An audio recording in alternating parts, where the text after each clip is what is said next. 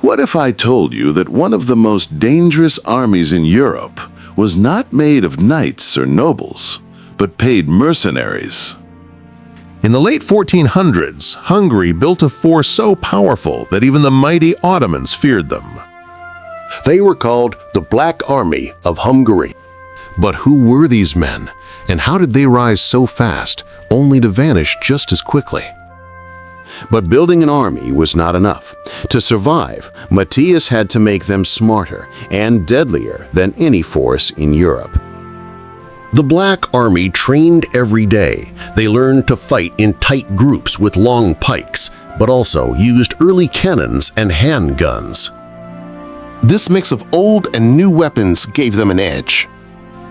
Most European armies still relied on nobles riding into battle with armor and horses. Black Army was different. They fought as one, and they were paid to win, not to show off.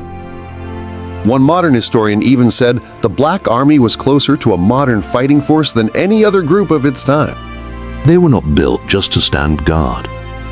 The Black Army was unleashed, and Europe began to fear their march. First, they fought the Ottomans, pushing them back from Hungary's southern borders. For decades, this army held the line between Christian Europe and the rising Turkish Empire. Then King Matthias turned west. He crushed Austrian forces and even captured Vienna in 1485.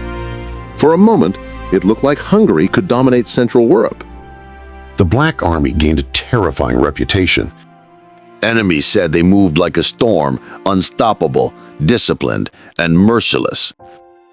But what rises fast often falls even faster. The Black Army was no exception. After King Matthias died in 1490, everything changed. His son was too young, the nobles refused to pay, and the treasury ran dry. Without gold, mercenaries turned restless. Some even looted villages they once defended. Soon, Hungary's own leaders ordered the army to be disbanded. By the end of the century, Europe's first professional standing army was gone. A force that once terrified kings vanished into memory. So what can we learn from the rise and fall of the Black Army? They showed Europe that discipline, training, and pay could build a modern army. But they also proved that even the strongest force is fragile, without leadership and money.